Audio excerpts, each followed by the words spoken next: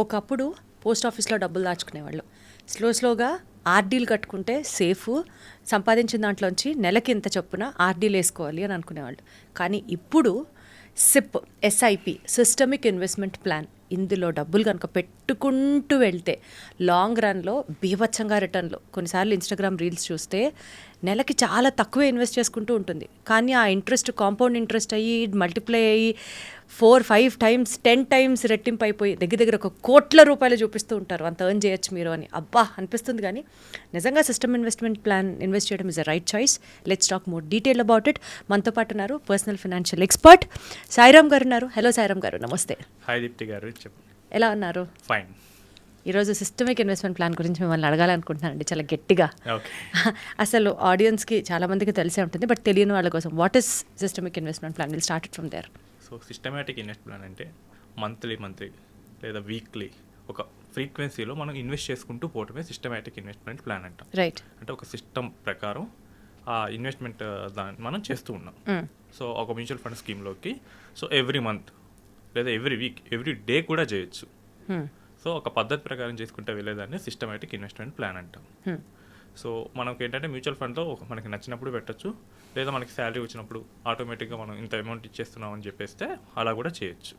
So ఈ సిప్లో చేసేటప్పుడు మనం మ్యూచువల్ ఫండ్ కంపెనీకి ఒక మ్యాండేట్ ఇచ్చేస్తాం. వాళ్ళు ఎవ్రీ మంత్ 10th అంటే 10th వాళ్ళు కట్ చేసుకుంటూ వెళ్తారు.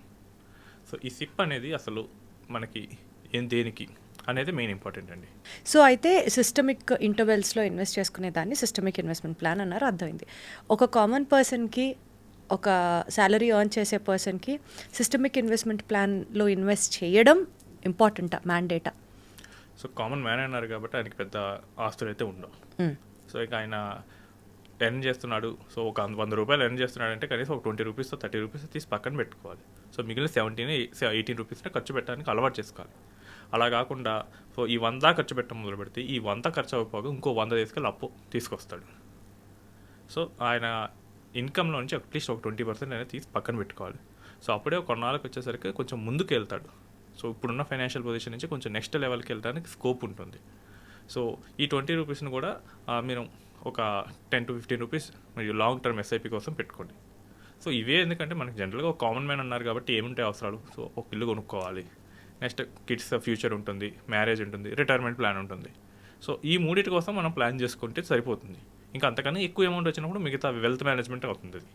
సో ఫైనాన్షియల్ ప్లానింగ్ వేరు, వెల్త్ మేనేజ్మెంట్ వేరు. సో ఎక్కువ అమౌంట్ ఆఫ్ వెల్త్ ఉన్నప్పుడు వెల్త్ మేనేజ్మెంట్ జరుగుతుంది. సో కామన్ మ్యాన్కి వచ్చేసరికి మెయిన్ గోల్స్ ఏముంటాయంటే సో నేను ఒక ఇల్లు కొనుక్కోవాలి, లేదా ఇల్లు కనుక లోన్లో ఉంటే ఆ లోన్ తొందరగా తీరిపోవాలి, నెక్స్ట్ వాళ్ళ చిల్డ్రన్ ఎడ్యుకేషన్ మంచిగా ఉండాలి, నెక్స్ట్ వాళ్ళ మ్యారేజ్ గట్టిగా జరగాలి ఘనంగా, నెక్స్ట్ రిటైర్మెంట్ అనేది కొంచెం పీస్ఫుల్ మైండ్తో జరగాలి. సో రిటైర్మెంట్ అంటే గుర్తొచ్చింది. సో నేను లాస్ట్ 2 weeks బ్యాక్ నేను ఒక క్లయింట్ని కలిసాను. So he's an teacher, private teacher. So he will earn some 30,000 rupees. Wife will also earn some 20,000 rupees. So హైదరాబాద్లో సిటీలో దాదాపు they will pay 15,000 rupees for rent. ఇంకా వాళ్ళ ఎక్స్పెన్సెస్, కిడ్స్ ఫీజెస్ ఇవన్నీ కలిపితే ఆల్మోస్ట్ 40,000 రూపీస్ అన్నిటి, అంటే వాళ్ళు తగ్గించుకొని బతుకుతున్నారు కాబట్టి 40,000 రూపీస్ వస్తున్నాయి. సో ఇదేంటంటే వీళ్ళు ఇప్పుడు వర్క్ చేస్తున్నారు కాబట్టి ఓకే. రేపటి రోజున what if they don't work or job లేదు, అప్పుడు జాబ్ లేనప్పుడు ఏంటి? రేపు ఆయన ఏజ్ 40. సో నెక్స్ట్ 20 yearsలో ఖచ్చితంగా ఇంకా ఓపిక ఉండదు కాబట్టి రిటైర్ అవ్వాల్సిందే. అప్పుడు ఏంటి పరిస్థితి? సో ముందే కనుక ఎంతో కొంత తీసి పక్కన పెట్టుకుంటే మనకి సరిపోతుంది రిటైర్మెంట్కి. రిటైర్మెంట్ కోసం పెద్ద హెవీ అమౌంట్స్ ఏం అవసరం లేదండి. మనకి ఎంత కావాలి బేసిక్గా? ఇప్పుడు మనకు 20,000 రూపీస్ అవసరం అవుతున్నాయి. సో ఇన్ఫ్లేషన్ వచ్చేసరికి 7% అనుకోండి. సో రూల్ ఆఫ్ 72 ఏం చెప్తుందంటే 72 బై రేట్ ఆఫ్ రిటర్న్ వేస్తే అన్ని ఇయర్స్లో డబుల్ అవుతుందని. మళ్ళీ చెప్పండి సరే పాయింట్. సో రూల్ ఆఫ్ 72 ఏం చెప్తుందంటే 72 డివైడెడ్ బై ఆ ఇంట్రెస్ట్ రేట్ ఎంత వస్తే అంత వేస్తే అన్ని ఇయర్స్లో ఆ మనీ డబల్ అవుతుంది. ఓకే. సో ఫర్ ఎగ్జాంపుల్ మనకి ఇన్ఫ్లేషన్ వల్ల 7% ఉందంటే ఈ రోజు ఉండే ఒక ఐటమ్ కాస్ట్ 100 రూపీస్ అంటే ఇది 200 అవడానికి ఎన్ని రోజులు పడుతుందంటే సో 72 డివైడెడ్ బై 7 10.2 ఇయర్స్లో డబల్ అయిపోతుంది. ఆల్మోస్ట్ 10 yearsలో రేట్లు పెరిగిపోతాయి, డబల్ అవుతాయి. సో ఈరోజు 20,000 అవుతుంటే నెక్స్ట్ 10 yearsకి 40, 20 yearsకి 80,000 అవుతుంది. సో ఆ 80,000కి ప్లాన్ చేసుకోవాల్సి వస్తుంది. Right, very well said sir, correct. So 80,000 అప్పటి నుంచి మీకు రావాలంటే మీరు కనీసం ఒక 1.5 నుంచి 2 crores మీ దగ్గర కార్పస్ ఉండాలి. దాని దగ్గర స్టేట్ బ్యాంక్ ఎఫ్డీ చేసినా వస్తుంది. సో దానికి ఏంటంటే అవకాశం ఏంటంటే మీరు కనుక మంచి లక్కీ అయితే అట్లీస్ట్ ఒక 2 lakhs కనుక పెట్టినా సరిపోతుంది. ఒక మంచి గ్రోత్ ఉండే మిడ్ అండ్ స్మాల్ క్యాప్ ఫండ్స్లో 2 lakhs పెడితే మీరు మంచి రిస్క్ తీసుకోగలిగి అండ్ మార్కెట్ మీకు ఫేవర్ చేస్తే ఆ 2 lakhsతో కూడా మీకు వర్కౌట్ అవుతుంది. ప్రీవియస్లీ వర్క్ అయింది కూడా, బట్ ప్రతిసారి అలా అవ్వదు. కాబట్టి మీరు ఏం చేయాలంటే మీరు రిటైర్మెంట్కి వస్తూ మీరు 30sలో ఉంటే కనుక మీరు 2 lakhs పెట్టినా సరిపోతుంది. అదే మీరు 40sలో ఉంటే కనుక దానికి ఆల్మోస్ట్ 4 times ఎక్కువ పెట్టాల్సి వస్తుంది, ఒక 8 lakhs. అప్పుడు మీకు ఆ కార్పస్ని రీచ్ అవ్వడానికి సరిపోతుంది. ఒకవేళ రీచ్ అవ్వలేకపోతుంటే మీరు ఇంకా ఎక్స్ట్రా చేయాల్సింది. అండ్ ఈ సిప్ కూడా ఏంటంటే ఐడియల్ సిప్ లాంటిది ఏమైనా ఉంటాయా అండి? ఐడియల్ అంటే ఏముండదండి. నా దగ్గర ఉండే క్లయింట్స్ ఏంటంటే, సో ఒక అతను 5 lakhs ఏం చేస్తాడు, he will invest 4 lakhs with me. ఇంకొంతమంది ఉన్నారు, they will invest only 5,000, but వాళ్ళ శాలరీ వచ్చేసరికి 2 lakhs per month ఉంటుంది. అంటే మన అవసరం ఏంటి దాన్ని బట్టే ఉంటుంది ఐడియల్ సిప్ అనేది. సో ఇప్పుడు మనకి అసలు ఏమీ లేవు, అంతా నాకు పేరెంట్స్ నుంచి బాగానే ఆస్తి వచ్చింది, నాకు ఇప్పటివరకు సంపాదించి సరిపోతుంది అంటే కనుక వాళ్ళు అసలు ఎస్ఐపి చేయాల్సిన అవసరం ఉండదు. ఉన్న వాటిని సరిగ్గా హ్యాండిల్ చేస్తే సరిపోతుంది. సో ఎస్ఐపి ఏంటంటే రేపు భవిష్యత్తులో వచ్చే నీడ్స్కి వాటిని చూసుకోవడానికి ఎస్ఐపి. ఈ ఎస్ఐపిలో మనం ఇన్వెస్ట్ చేసేది కూడా రైట్ టైం ద మార్కెట్ అన్నట్టు ఏమైనా ఉంటుందా అండి? అంటే మార్కెట్ పడినప్పుడు ఎస్ఐపిలో కట్టాలి. ఇందాక మీరు ఒక మాట అన్నారు, బ్యాంక్కి ఒక మ్యాండేట్ ఇచ్చేస్తే ప్రతి నెల ఈ తారీఖున కట్ అయిపోవాలంటే కట్ అయిపోతుంది. కానీ ఆ రోజు మార్కెట్ పెరిగిందా తగ్గిందా అన్నది బ్యాంకుకి సంబంధం లేదు. సో సిప్కి అలా చేస్తే బెటరా, లేకపోతే మార్కెట్ తగ్గినప్పుడు ఇన్వెస్ట్ చేయడం బెటరా? షార్ట్ టర్మ్లో అయితే కనుక మార్కెట్ తగ్గినప్పుడు చేస్తే మంచి రిటర్న్స్ వస్తాయి. అంటే ఒక 5-6 years వరకు చూసుకుంటే కనుక మార్కెట్ తగ్గినప్పుడు మంచి రిటర్న్స్ మనకి కనిపిస్తాయి. బట్ ఒక 10 years 15 years అలా చూసుకున్నప్పుడు ఏమైందంటే సిప్ మీకు బీట్ చేస్తుందండి. మీరు ఇక్కడ ఏం చేస్తారంటే మార్కెట్ని టైం చేస్తున్నారు.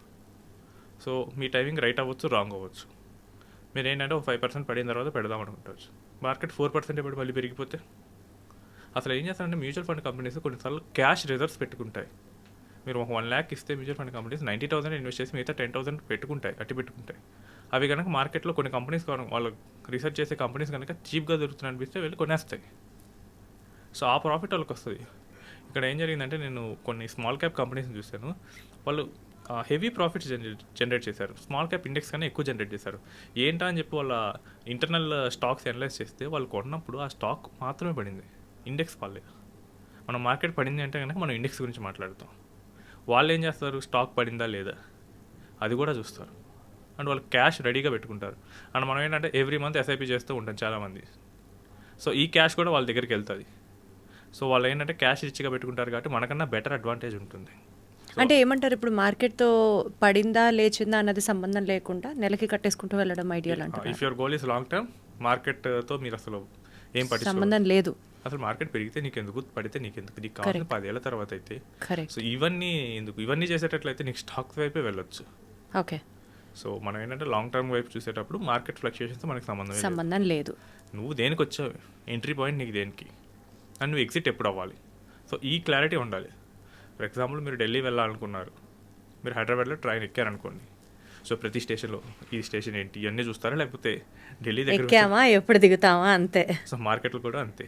సో బయట అంటే ఫ్లక్చుయేషన్స్ అన్నీ వస్తూ ఉంటాయి, బట్ అది కామన్. అలా ఫ్లక్చుయేషన్ రాకపోతే కనుక మనకి ఈసీజీ గ్రాఫ్ మీద ఉండేటట్లు సింపుల్ లైన్ వస్తే ఏమొద్ది, నో మోర్ అంటారు.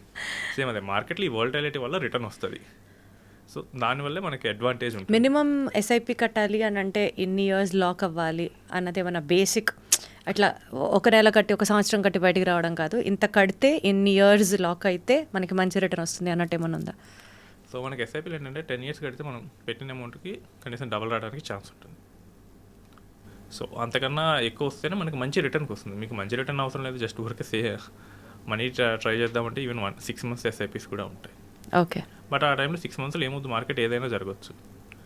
రేపు 2024 స్టార్టింగ్లో చూసాము. సో సిప్ స్టార్ట్ చేశారు, ఎలక్షన్ రిజల్ట్ వచ్చింది. ఆ రోజు ఒక్కరోజు మార్కెట్ షేక్ అయింది. సో బికాస్ అసలు ఎవరు ఎక్స్పెక్ట్ చేయలేదు. సో గవర్నమెంట్ కొన్ని సీట్లు అటు ఇటు అయితే కనుక గవర్నమెంటే చేంజ్ అయ్యే డేంజర్ వచ్చింది. బట్ ఎవరైతే 6 months షిప్ పెట్టారో ఆ రోజు వాళ్ళకి మనీ కావాల్సి వస్తే, అదే లాంగ్ టర్మ్లో వెళ్తుంటే ఇవన్నీ న్యూట్రలైజ్ అయిపోతాయి. Got it. చిన్న చిన్న ఫ్లక్చుయేషన్స్ వల్ల పెద్ద ఇంపాక్ట్ ఏమి ఉండదు, లాంగ్ టర్మ్ వెళ్తే మాత్రం బాగుంటుంది అని చెప్తున్నారు మీరు. సిస్టమిక్ ఇన్వెస్ట్మెంట్ ప్లాన్ గురించి ఇప్పుడు మాట్లాడాం కదా, సిస్టమిక్ విత్డ్రావల్ ప్లాన్ అంటే ఏంటి? సో ఇప్పుడు విత్డ్రాల్ అంటే మనం మ్యూచువల్ ఫండ్ నుంచి ప్రతి మంత్ తీసుకోవటమే. సో మనకేంటంటే మనకు అవసరమైనప్పుడు తీసుకునే ఆప్షన్ ఉంది. అండ్ ఒకవేళ అవసరం కనుక ప్రతి మంత్ అయితే కనుక మనం ప్రతిసారి విత్డ్రాల్ రిక్వెస్ట్ పెట్టకుండా ఒక ఎస్డబ్ల్యూపీ పెట్టేస్తే ఆటోమేటిక్గా మ్యూచువల్ ఫండ్ సెల్ చేసి మనకు అమౌంట్ ఇస్తుంది. అంటే రిటైర్మెంట్ టైంలో హెల్ప్ అవుతుందా? రిటైర్మెంట్ టైంలో వాడచ్చు, కావాలంటే ఈఎంఐస్ కట్టుకోవడానికి వాడచ్చు. ఓ సో నేను కొన్ని కేసెస్ చూస్తాను. సో హోమ్ లోన్ తీసుకుంటారు. So they have extra fund కూడా ఉంటుంది. సో ఇప్పుడు ఏంటంటే దీన్ని బట్టి తీసుకోవాలా లేకపోతే లోన్కి వెళ్ళాలా. వాళ్ళకి ఏంటంటే వాళ్ళ ప్రొఫైల్ బాగున్నప్పుడు 9%లో లోన్ వస్తుంటే కనుక దీన్ని 12% పెరిగే వాటిలో పెట్టినా బెటర్. సో ఆ ఆప్షన్ కింద వాడుకోవచ్చు, రిటైర్మెంట్ కింద వాడుకోవచ్చు, ఈవెన్ స్కూల్ ఫీజెస్ కింద కూడా వాడుకోవచ్చు. సో మీ గ్రాండ్ ఫాదర్ ఎవరో ఉన్నారు, వాళ్ళ దగ్గర క్యాష్ వచ్చింది, రిటైర్మెంట్ క్యాష్, వాళ్ళ పిల్లల ఫీజులు కట్టడానికి వాడుకోవాలనుకుంటున్నారు, ఎవ్రీ ఇయర్ ఎస్డబ్ల్యూపీ పెట్టచ్చు. అంటే ఎంత పెరుగుతుందో అంత తీసుకోవటం సరిపోతుంది. పర్సనల్ ఫైనాన్షియల్ ఎక్స్పర్ట్ అంటే ఇట్లాంటి ఆలోచనలు అడ్వైస్లు ఇస్తూ ఉంటారా సాయిరామ్ గారు మీరు? ఫైనాన్సెస్ని ఎట్లా ప్లాన్ చేసుకోవాలి చెప్తూ ఉంటారా? పర్సనల్ ఫైనాన్స్ అంటే అదే మనకి మన ఓన్ ఫైనాన్సెస్ ఎలా డీల్ చేయాలి. కరెక్ట్. ఏంటంటే అంటే దానికి కోటీశ్వరులే అవసరం లేదు, అవ్వాల్సిన అవసరం లేదు. ఈవెన్ కోటీశ్వర్లకి వాళ్ళకి ఉంటాయి, వాళ్ళకి ఏంటంటే వెల్త్ మేనేజ్మెంట్ ఉంటుంది, అక్కడ అది సపరేట్ టాపిక్ అయిపోతుంది. వెల్త్ మేనేజ్మెంట్ ఏంటంటే అసలు వీటన్నిటిని పట్టించుకోవచ్చు, మ్యాక్సిమైజింగ్ ద రిటర్న్ మాత్రమే చూసుకుంటాం. వాళ్ళకి అక్కడ ఒకవేళ పోయినా కానీ వచ్చే లాస్ ఏమీ లేదు. ఇప్పుడు ఒక 100 కోట్లు ఉన్న పర్సన్ ఒక 4 కోట్లు తీసుకొచ్చి పెట్టాడు, ఆ 4 కోట్లు పోయినా ఏమవుతుంది, 4% ఆటోమేటిక్గా మిగిలిన 4% ల్యాండ్ పెరిగినా కానీ ఏది పెరిగినా కానీ రిటర్న్ అయిపోతుంది. అది ఒక కామన్ మ్యాన్కి అయితే కష్టం అవుతుంది. సో అండ్ ఆయన ఎక్స్పీరియన్స్ ఏంటి, ఆయన అవసరాలు ఏంటి, వీటన్నిటిని బట్టి స్ట్రాటజీ వస్తుందండి. సో ఎవ్రీ పర్సన్కి యూనిక్గా ఉంటుంది. ఏంటంటే మీకు సూట్ అయ్యే ప్లాన్ వేరే వాళ్ళకి సూట్ అవుతుంది. సో ఇందాక మనం లాస్ట్ టైం డిస్కస్ చేసాం. So Nagababu garu, Pawan Kalyan garu, so both are brothers, but ఒకరికి ఒకటి సూట్ అయ్యి ఇంకో దాంట్లో పెట్టారు. సో పర్సనల్ ఫైనాన్స్ అనేది చాలా కాంప్లికేటెడ్గా ఉంటుంది, బట్ ఒక్కొక్క పర్సన్కి అండర్స్టాండ్ చేసుకొని అడ్వైస్ ఇవ్వాల్సి వస్తుంది. రైట్. ఇప్పుడు సపోజ్ ఒక పర్సన్ 30,000 ఎర్న్ చేస్తున్నాడండి నెలకి. సో అతనికి ఫైనాన్షియల్ ప్లానింగ్ ఎలా చేస్తారు, మీరు ఏం చెప్తారు? సో ఫస్ట్ 30,000 ఏం చేస్తున్నానంటే సేవింగ్స్ స్కోప్ చాలా తక్కువ ఉంటుంది. సో రెంట్ ఉన్నారనుకోండి, హైదరాబాద్ లాంటి వాటిలో అయితే అట్లీస్ట్ 10,000 అవుతుంది. ఒకవేళ ఓన్ హౌస్ ఉంటే కనుక ఆయనకు ఒక 10,000 నుంచి 15,000 మిగలొచ్చు. సో ఫస్ట్ ఇక్కడ చేసే స్కోప్ అయితే చాలా తక్కువ ఉంటుంది. బట్ లాంగ్ టర్మ్ ఫ్యూచర్ కోసం ప్లాన్ చేయాలనుకుంటే కనుక ఒక 2 lakhs అయినా కానీ సేవ్ చేసుకొని వాటిని లాంగ్ టర్మ్ ఈక్విటీస్లో పెట్టేసుకోండి. ఇంకా ఆ తర్వాత మీరు మిగతాదంతా మీ మెయిన్ గోల్ అనేది ఇన్కమ్ ఎలా పెంచుకోవాలి వాటి మీదే ఉండాల్సి వస్తుంది. సో ఇక్కడ చాలామంది 30,000 40,000 ఉండాలి చిట్స్ కడతారు. ఓకే కట్టారు, ఆ అమౌంట్ వస్తుంది, దాన్ని ఒక లాంగ్ టర్మ్ పర్పస్ కోసం మీరు పెట్టుకోండి. వాటిని వెంటనే కన్జ్యూమ్ చేయకుండా, ఇప్పుడు మీరు చిట్టు కట్టారు ఒకసారి 2 lakhs వచ్చేసింది, దాన్ని పోయి ఫర్నిచర్ రెగ్యులేషన్కో లేకపోతే ఇంకా ఏదైనా లగ్జరీ ఆఫ్ లైఫ్ కాకుండా కొంచెం లాంగ్ టర్మ్ వాటికి పెట్టుకుంటే మనకు బాగుంటుంది. ఇలా కాకుండా ఉన్నది వీటికి పెట్టేస్తే రేపు అవసరం అయినప్పుడు మాత్రం చాలా ఇబ్బంది పడాల్సి వస్తుంది. అంటే హెల్త్ ఇన్సూరెన్స్ చాలా ఇంపార్టెంట్. సో కుదిరితే ఈవెన్ మినిమం 10 lakhs పాలసీ అయినా కానీ తీసుకోండి. సో వన్స్ ఒకవేళ 30,000 శాలరీ వచ్చి ఒక మెడికల్ బిల్ 10 lakhs వస్తే ఫ్యామిలీ మొత్తం ఒకవేళ సేవింగ్ ఉంటే కనుక కొన్ని ఇయర్స్ సేవింగ్స్ అయిపోతాయి. సేవింగ్స్ లేకపోతే కనుక చాలా అప్పుల్లోకి వెళ్ళాల్సి వస్తుంది. సో అందుకని వాళ్ళకి 30,000 ఉండేవాళ్ళంటే ఫస్ట్ చిట్స్ కానీ మీకు నచ్చింది ఏదో ఒకటి చేసుకోండి.